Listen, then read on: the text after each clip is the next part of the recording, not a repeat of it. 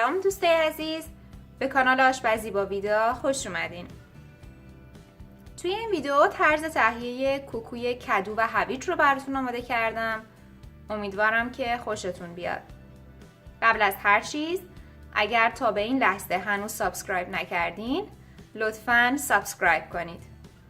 مواد لازم: کدوی رنده شده 1 عدد متوسط، هویج رنده شده 1 عدد کوچک، تخم مرغ 1 عدد، پیاز رنده شده 1 عدد کوچک، آرد سوخاری و یا آرد گندم 2 قاشق غذاخوری، پودر سیر 1/2 قاشق چایخوری و پنیر موتزارلا 1/4 پیمانه. وقتی کدوها رو رنده کردین بهتره که اونها رو داخل یک آبکش بریزین و مقداری نمک روی اونها بپاشید. اجازه بدید که کاملا آب اون خارج بشه. همچنین وقتی پیاز رو هم رنده کردین کاملا سعی کنین که آب اون رو بگیرید. با این روش کوکوی شما دیگه شل نمیشه.